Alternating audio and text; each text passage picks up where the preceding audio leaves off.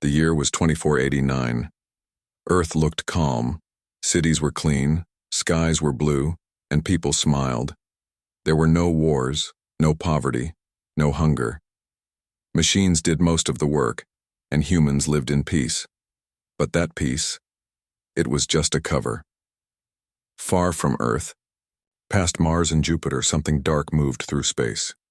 It was silent. It was massive. It had no signal, no name, but it was coming, fast. In a small underground base near the Arctic Circle, a red light blinked on a control panel. Technician Eli Navarro, only 23 years old, leaned forward. His eyes narrowed. "What's this?" he whispered. The screen showed something strange. A data spike.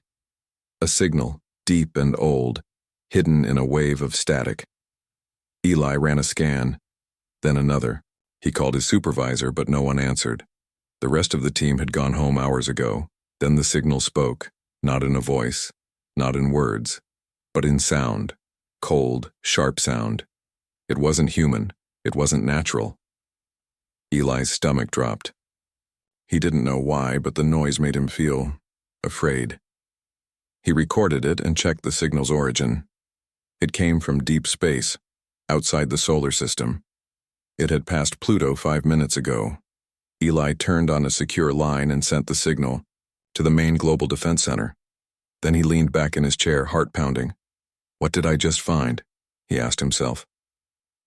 10 hours later, global leaders held a secret meeting, not over video, not through AI. They met in person, deep under the city of Geneva. No media, no records, only silence, tension, and fear. The president of Earth's United Council stood. "The signal is real," she said. "It matches the Varnock frequency." Gasps filled the room. The Varnock, a name buried in the world's secret files, a name most people would never hear, not in school, not in the news, not even in whispers. The Varnock were not friends. They were not visitors. They were destroyers. Long ago, in the early 2200s, Earth had picked up faint messages from dying alien worlds. All said the same thing: they are coming, prepare. Since then, Earth had done just that, but not in public. Earth's peace was a mask, a trick.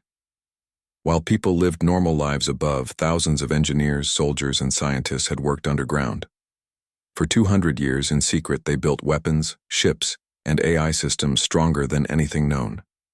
The project was called Genesis, and now it was active. Meanwhile, in Alaska, Eli Navarro sat in a black van. He had been taken from the base by men in suits. No badge, no names. They brought him to an underground tunnel. Metal walls, cold air, red lights. He was confused, a little scared. Inside, he met General Myra Lane, tall, gray hair, sharp eyes like a hawk. "You picked up the signal," she said. "Yes, ma'am," Eli said. "You were never supposed to see it." Eli didn't answer. "You're not in trouble," she added. "But now that you know you're part of it." "Part of what?" She turned to a wall screen. A map of the solar system appeared. A black shape moved toward Earth. "That," she said, "is not a comet." Eli stared. "How big is it?" 4 times the size of Manhattan," she said. "Moving faster than light-speed tech should allow." "Is it Varnock?" "We believe so, but we don't know if it's a ship, a weapon, or worse."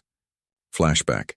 Year 2291, in a dark room hidden under Mount Everest, Earth's top leaders signed a document called the Phoenix Treaty. It had one goal: make Earth look weak, while building strength in secret. Why? Because the Varnock watched. They studied. If Earth looked peaceful, poor, slow, the Varnock might delay attack. That delay would be time. Time to prepare. And humanity needed every second. Thousands of underground bases were built. The moon was hollowed out. Mars got secret cities. AI soldiers were trained in silence. Earth played a long game. Back to present, Eli followed General Lane through a long corridor. "I need to show you something," she said. She opened a secure door. Inside was a giant digital wall full of files. She typed a code. A file appeared. Operation Phoenix Shield LI blinked. The words looked familiar. He had seen the file name during his scan. "This operation," she said, "is our last line of defense. You triggered it." "Me?" "The signal went through your terminal. That made you part of the chain." Eli looked at the data on the screen. "A list of names, weapon systems, war plans, secret codes, my God," he whispered. "You've been preparing for war all this time?" She nodded. "Peace was the lie, son. We never stopped preparing." In deep space, a camera on a probe showed the object near Neptune. It wasn't a ship. It was bigger, sharper, almost alive. It pulsed with red light. Symbols moved across its surface. Not written symbols, living ones, glowing and shifting. The AI probe tried to scan it. It failed. The object turned. It had no eyes, but somehow it was looking at the camera. Then the feed went black. The alarm kept ringing. Red lights flashed inside the mountain base. Screens showed the black object moving fast, past Neptune now, heading toward Saturn. In the war room, General Myra Lane stood calm, but her eyes were cold. She had seen things. Others hadn't. She had prepared her whole life for this moment.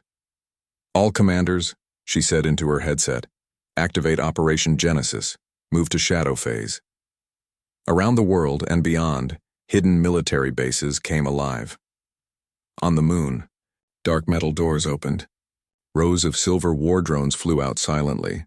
On Mars, underground factories lit up, waking sleeping machines, giant walking tanks called steel golems, and deep under Earth's oceans, submarines long thought decommissioned powered up again.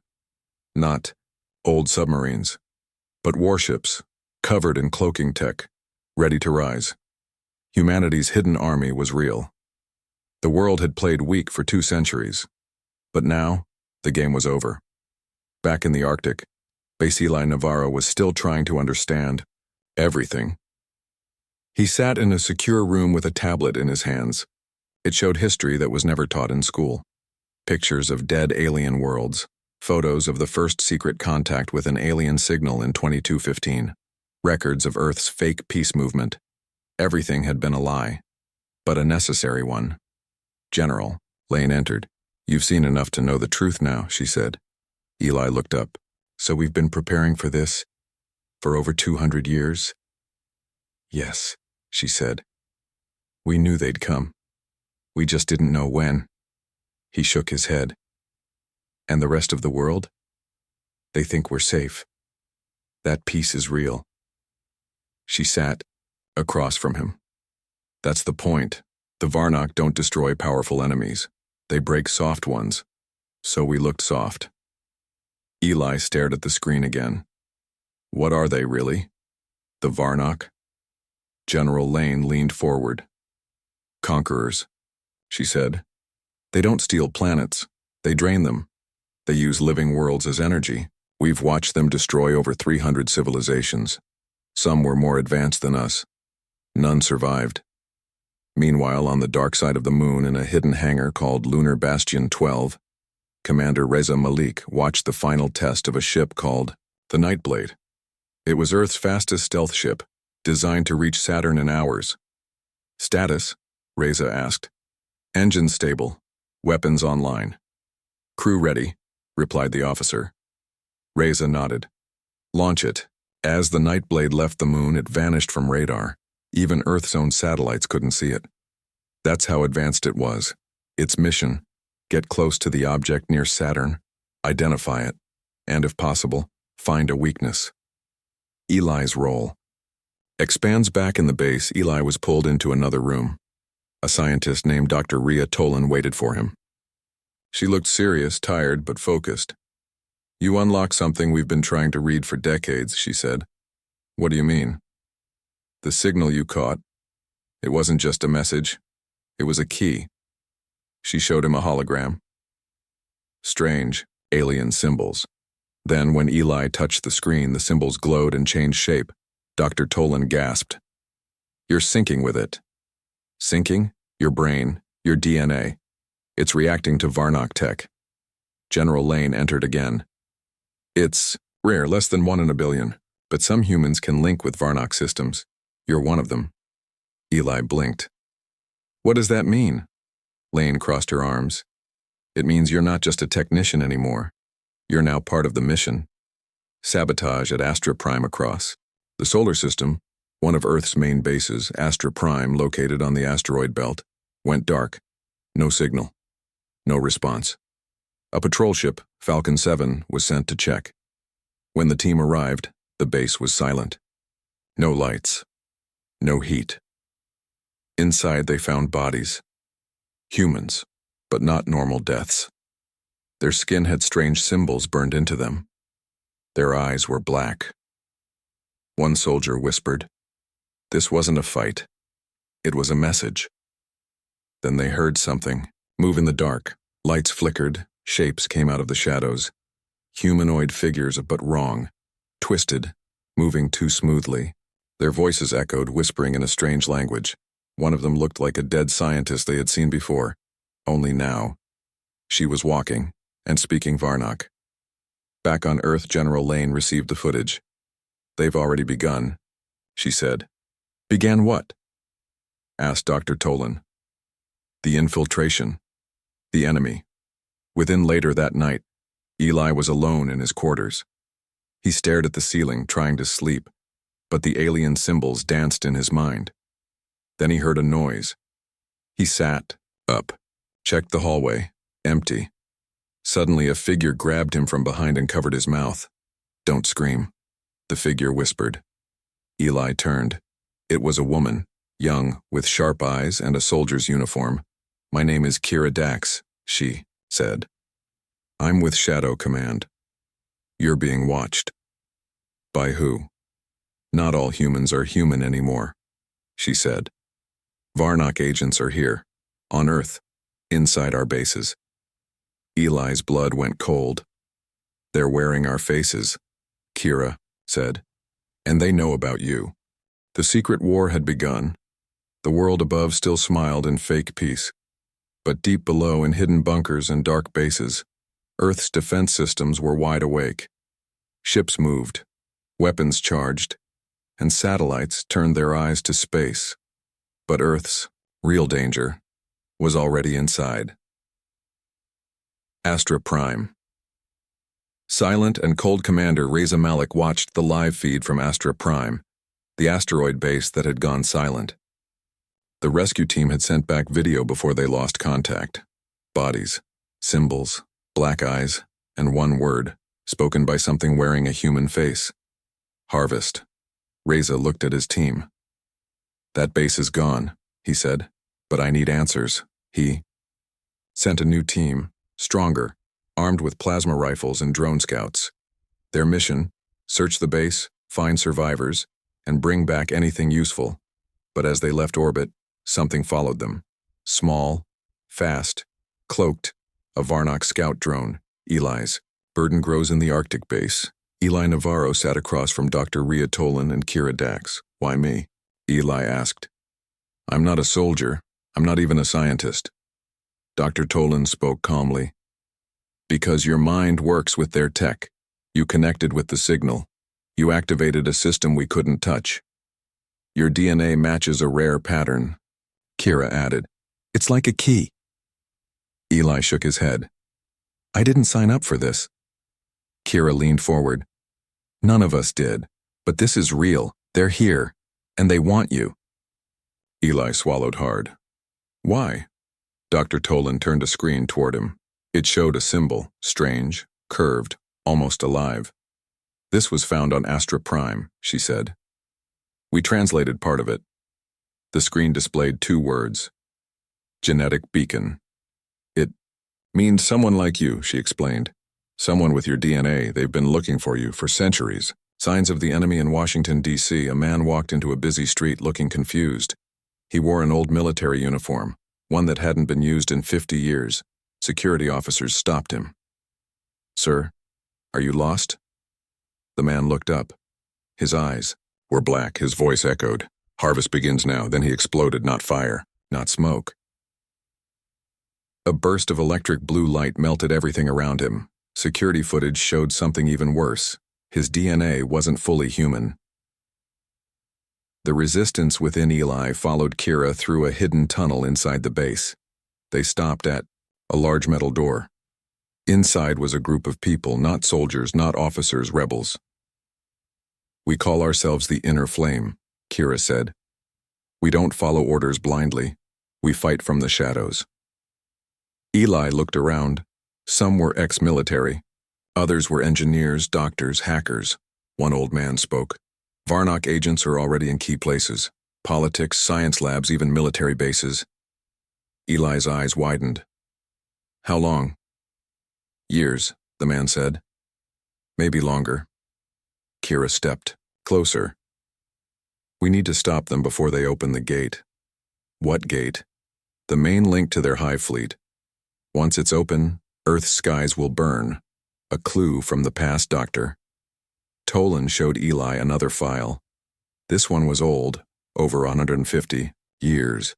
It showed a secret mission to a planet near Alpha Centauri, a dead world. Burned. No life. But the mission found one thing. A single message carved in stone. "They rise through the blood of worlds, but one flame resists." Eli looked confused. "What does it mean?" Tolan pointed at him. "You are the flame." Back at Astra Prime. The second team entered the base. Lights flickered, doors screeched. They found no bodies this time, just silence. Then one soldier saw movement, a shadow. It darted behind a wall. "Contact left," the squad leader shouted. They followed. Guns raised. What they found wasn't human, a creature shaped like a man, but twisted. Half machine, half flesh. Its mouth opened wide and it screamed, not in sound but in signal. A screech of data. The squad fired. The thing dropped, but more shadows moved in the dark. "Fall back," the leader shouted. But the walls closed, and from the ceiling, strange, black vines dropped down, alive, sharp. Human-looking but wrong. Back at the Arctic base, alarms rang again. A security officer had tried to access a restricted room. When stopped, he attacked. His body didn't bleed normally, his strength was too high, and his eyes black. It took 5 guards to stop him. After he was restrained, his mouth moved. Not his voice, but a message being played through him. "The gate will open, your world will fall, and the flame will be ours." The silence in space was broken. From the black alien structure near Saturn, Phase 1 had begun. Thousands of small red orbs, Varnock scouts, spread out like sparks in a storm. They weren't just drones. They were hunters, searching for weakness. And one of them was heading straight toward Earth's moon base. Lunar Defense, under attack at Lunar Bastion 12, Commander Reza Malik stood on the command deck as alarms screamed. He had only minutes to react. "Unknown object incoming." Cloaked. "Speed, Mach 80, said the officer. "Raise the shield grid," Reza ordered. "Arm plasma towers. Get me a firing solution." Outside, turrets unfolded from the moon's surface. Electric blue barrels locked onto a faint shadow moving at impossible speed. Then it became visible, a silver dart with glowing red rings. It dodged Earth's defenses like it was dancing. "It's too fast," someone yelled. Reza growled, "Then bait it." He sent out a decoy satellite laced with a small nuclear core. The dart followed it, and when it got close, boom. A silent fireball lit up space. Reza stared at the screen. "Did we get it?" A pause. Then, "No, sir, it's still coming, Latar." Dart had survived, and now it was angry. The flame that speaks. Back on Earth, Eli Navarro sat alone in a sealed room, the alien signal playing softly. He stared at the symbols on the screen. They moved, changed, and pulsed like they were alive. "Doctor," Rhea Tolan entered. "You're sinking faster than we expected." "I don't even know how," Eli said. "That's the point," she replied. "It's not something we trained for. It's something you are." The screen shifted again. This time, the words turned into a warning. The gate opens when the flame is stolen. Dr. Tolan gasped. They're coming for you. Eli frowned. Why me? What does this signal really do? She took a deep breath. It's a locator, a door key, a control system. We think it's how the Varnock move their hive ships. Whoever controls it can open or close the invasion path. Eli stood up. Then I'll close it. Tolan gave him a small chip. Then you'll need this. It connects directly to their network. He stared at the chip. What if it changes me? She looked serious. It already has. Kira's mission in another part of the base, Kira Dax loaded her rifle. She and a small strike team had orders. Find and destroy a suspected Varnock agent inside Base Echo 9, located in Siberia. The agent had disappeared. But not before 3 scientists were found dead, each with a black mark burned into their skin. We're dropping in silent, Kira told her team. No lights, no signals. If it breathes wrong, we end it. They flew in under radar, landed near the frozen base. Inside, it was quiet. Too quiet. Then they found a man in the lab, still alive. He looked normal until his skin twitched. Kira raised her gun. Don't move, but the man smiled, and his voice became 3 voices, layered on top of each other. You are too late. The lights went out, and behind Kira, something moved on the ceiling. The Nightblade's secret mission. Meanwhile, the stealth ship Nightblade finally reached the edge of Saturn's rings. Commander Zhao and her crew prepared a small probe, one designed by Earth's best minds. Its goal: enter the alien ship and send back data. The probe flew silently, slipping through layers of black metal. Inside it saw something strange.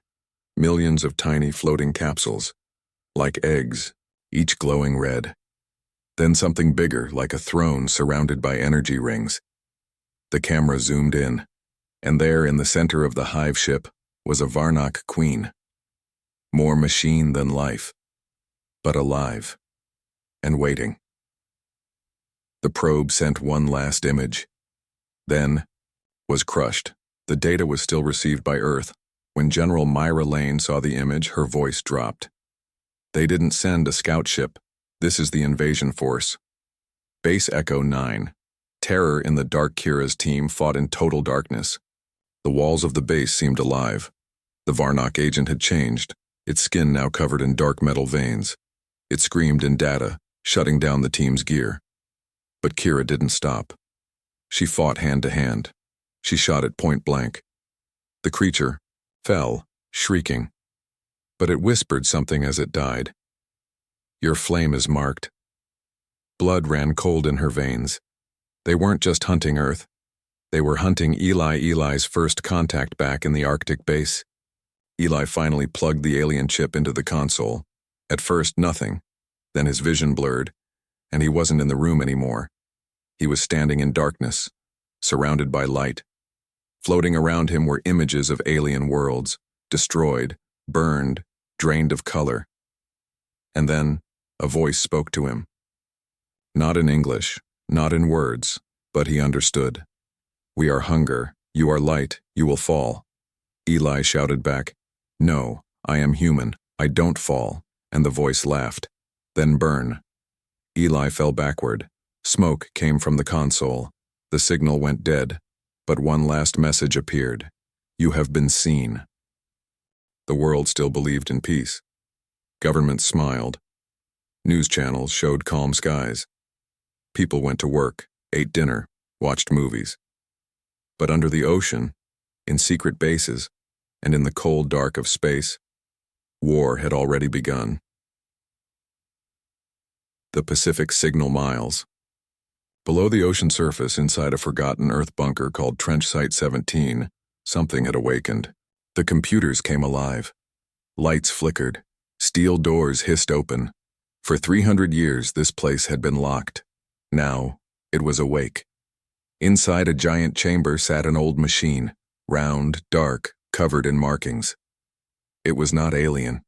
It was human-made. but built with tech that didn't exist anywhere else on Earth, and in the center of it all a glowing core began to hum. A deep voice, old and full of power, echoed through the base. Primary core activated. Project Valkyrie online. Eli's. Choice back in the Arctic base. Eli Navarro sat with his head in his hands. His mind had touched something terrible, something alive inside the Varnock network. Dr. Rhea Tolan and Kira Dax stood beside him. "They know who I am," Eli whispered. "They saw me." Dr. Tolan nodded. "But that works both ways. You saw them too." Kira dropped a metal case on the table. "Inside is a neural harness. It connects your brain directly to the old human systems. You'll be able to control defenses, maybe even Valkyrie." "What's Valkyrie?" Eli asked. Dr. Tolan answered quietly. "A weapon. A machine built long ago in secret. We hid it in case peace failed."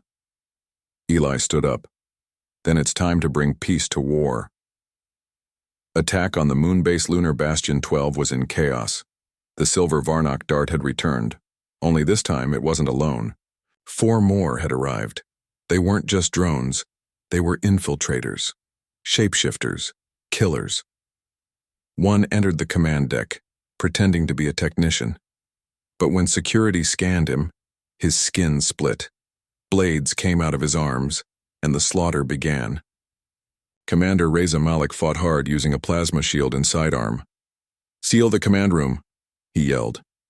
His second-in-command shouted, "They're trying to access the defense satellites." Reza gritted his teeth. "Then shut down the grid manually. I'll buy you time." He charged at the Varnock invader, knowing he might not come back. The Queen watches. Inside the hive ship above Saturn, the Varnock Queen floated in silence. She watched the chaos through her drone's eyes. She saw the Earth's defenses, its fear, its slow awakening. But she also saw Eli, and she didn't understand. "A single light," she whispered. "Why does it burn so bright?" Behind her, a massive gate began to open, glowing red, swirling with dark energy. It was the beginning of the Phase 2. The first ships of the Hive Fleet prepared to move. The Forgotten Army in Washington, D.C., General Myra Lane met with secret members of Earth's last emergency council. Only 5 people knew the full truth. One of them, an old man in a gray suit, leaned forward. "Project Valkyrie is active again?" "Yes," General Lane said, "and we have something else." She pressed a button. A 3D image of 30 hidden bunkers appeared, some under oceans, some in deep space, some buried inside mountains. Each, one marked with a symbol. "These are our sleeper units," she explained. "Old tech. AI-controlled tanks, drones, and walkers built in secret before the peace pact." "Built by who?" one member asked. She looked straight at him. "By us. By humans who didn't believe peace would last." The man smiled. "Then it's time to wake the sleepers." Kira and the broken base Kira's team had returned to Arctic Base Alpha, but something was wrong. A strange energy pulse had knocked out all power. Lights were dead, doors jammed, and worst of all, Dr. Tolan was missing. Kira moved through the base with a flashlight. Then she saw something on the wall, a symbol burned into the metal, a Varnock mark. "Eli," she called into the radio. "They're here, inside." Eli's connection. Eli stood in the neural chamber, wires hooked to his arms and head. As the system powered up, his heart raced. He saw lights, shapes, symbols. He wasn't just connected to Earth systems, he was the system now. He could see the sky grid, the satellites, the bunkers, the ships. He could hear old AI voices waking up. "Valkyrie Unit 1, online. Mountain Core ready. Sleeper AI Wraith Protocol active." Flame core synced, and through all of it, he felt something calling, a whisper in his head. "Burn them before they burn us." He opened his eyes. "I'm ready." End of Part 5. Hook deep under the sea, a large metal door opened. Out of it stepped a walking machine, black, tall, with glowing blue lights. It looked old, but deadly. A message flashed on its side. Project. Valkyrie status. live order, defend humanity, and far away, in space, the first hive fleet crossed into Earth's solar system. The sky was no longer safe, the real war was about to begin. The stars were no longer quiet. The Varnock hive fleet had entered the solar system. Hundreds of dark ships, shaped like knives, moved together like a storm of death. Earth had 7 days, maybe less, before they reached orbit. But Earth was not helpless. Not anymore. The sleeper armies rise in the icy mountains of Greenland. A secret hatch opened. Snow blew aside as a 40-foot war machine stepped out. Its armor was thick, its eyes glowed blue. A voice echoed from its core. Valkyrie Unit 2 online, seeking enemy.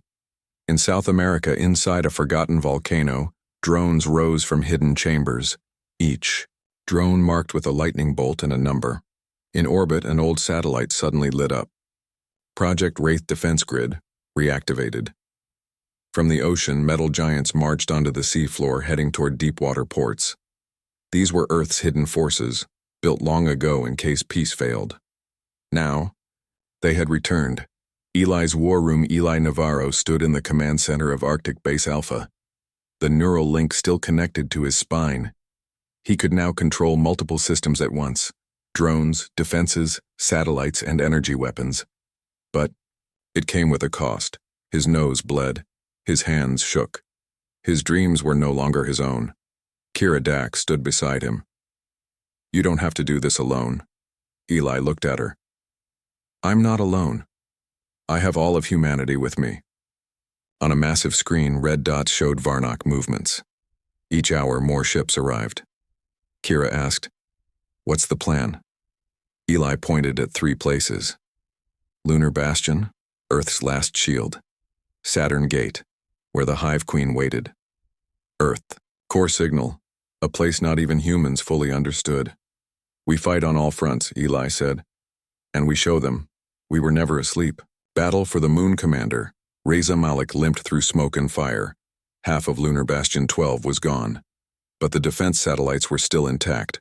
Above the moon, Varnock drones attacked in waves. Reza activated the Solar Lance, Earth's secret, orbital weapon. It fired a beam of pure light, cutting through the dark ships like paper. His team cheered. But Reza didn't smile. "This is just the first wave." More red shapes appeared on radar, larger, meaner. "They're sending Reavers," someone said. Reza whispered. "Then send everything we've got." Earth's moon had become the first battlefield. Inside the Hive, a small stealth ship, Nightblade, had entered the Hive ship near Saturn. On board were 3 soldiers in stealth suits. Their mission: find the Hive Queen's core and destroy it.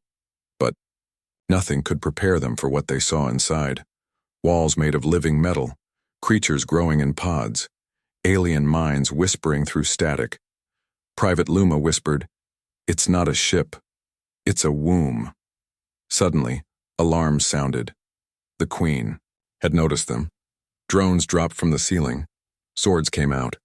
Guns fired. Only 1 soldier survived. Barely. He activated the signal beacon before being pulled into the darkness. Back on Earth, the beacon pinged once, then went silent. Earth's ancient core. While the battle raged above, a small group of scientists and AI engineers entered a forgotten place, the core nexus. It was deep under the Earth's crust. A fusion of old tech and something else, something not quite human. Dr. Tolan had been taken here by a Varnock agent days ago, but now she was free, guiding the team.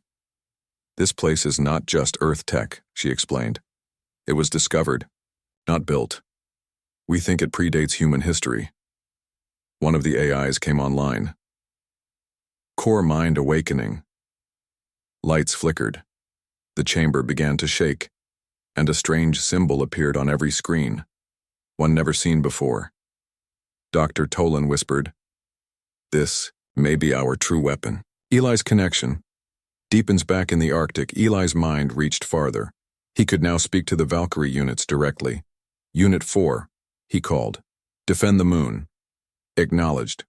"Unit 7, prepare for space breach." "Target, locked." He was no longer just human. He had become Earth's warbrain. But something unexpected happened. A voice whispered inside his mind. It was the Varnock Queen. You burn so bright, but all flames die. Eli answered in a calm voice. No. Some flames become stars, and with that he launched the first strike. The Varnock Hive fleet had reached Earth's orbit. Dark clouds of alien ships blocked the stars. They came for one reason: to end humanity. But Earth was no longer sleeping. The sleeper units had risen. The Valkyrie war machines marched. Satellites glowed with energy, and in the center of it all stood one man, Eli Navarro. His mind now stretched across space, time, and code. He was connected to Earth's last weapon, a weapon older than war, the Queen's Gambit. From her massive hive ship near Saturn, the Varnock Queen gave her final command. Begin planetary harvest. Burn the sky. Strip the Earth. Thousands of invasion pods dropped toward Earth's surface.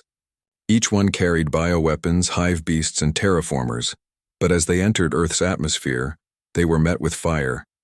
Human defense grids lit up. Valkyrie units fired rail cannons from mountain bunkers. Sky drones exploded in massive formations, taking out entire waves of invaders. The first wave fell before touching the ground, but the Queen didn't stop. She had one more secret. A creature. Huge. Born from the black core of a dying star. The Hive Titan. It was 10 miles long and moved like a shadow with teeth. Its wings covered the upper sky. As it neared Earth, the ground itself trembled. Eli's final choice inside Arctic Base Alpha. Eli stood connected to the core nexus. His eyes glowed white. He could see everything: Moon, Earth, the Titan, the Queen, Doctor. Tolan and Kira Dax stood behind him. You don't have to do this, Kira whispered. Yes, I do, Eli said. The nexus, it's not just power, it's life. Dr. Tolan understood now. This is not a weapon, it's a seed. A defense system left behind by something older than humans or Varnock. Eli nodded. And it needs a pilot. Kira stepped forward. If you connect fully, you might not come back. I know, Eli said. But Earth will. He pressed his hand to the core, and everything changed. The Earth awakens. The ground cracked open in places. Oceans pulled back. From deep below the crust, a giant shape began to rise. It wasn't metal. It wasn't flesh. It was living armor, made of stone, crystal, and light. It stood taller than mountains. It was Earth's true protector, the Gaia frame, and Eli was inside it. Final battle in orbit. The Hive Titan reached low orbit, ready to destroy everything, but the Gaia frame launched from Earth like a comet. The two giants crashed in space, claws versus crystal, fire versus light. Their battle shook the moon. Down below, humans watched in awe. Soldiers, farmers, scientists, children. For the first time, they all saw it. Humanity was not alone. They were part of something greater. Inside the Gaia frame, Eli's thoughts merged with the core. He no longer felt fear, only purpose. He reached deep into the creature's chest and unleashed the core pulse. A blast of pure light spread through space, burning the Titan to ash. The Queen falls. The Hive Queen screamed. Her ships lost control. Her link to the swarm broke. Without the Titan, her power faded. Suddenly, one of Earth's Valkyrie units, Unit 7, launched a final strike. It crashed into her hive ship, piercing its heart. The ship exploded in a storm of black and purple flame. The Queen was gone. The hive was broken. The Gaia frame fell slowly back to Earth, glowing like a falling star. It landed in the sea far from any city. Inside the cockpit, Eli was still. Kira and Dr. Tolan arrived hours later in a rescue sub. They found his body, peaceful, calm, with a faint smile. But something else was there. Message etched in light on the cockpit wall. I'm still here. In the code. In the Earth. I'll watch over you all. The aftermath. Months passed. The sky cleared. Humans began to rebuild. Not just cities, but their dreams. They remembered Eli as the one who linked mind, machine, and planet. And the Gaia frame stood as a monument rising from the sea, a symbol of what humanity had always been.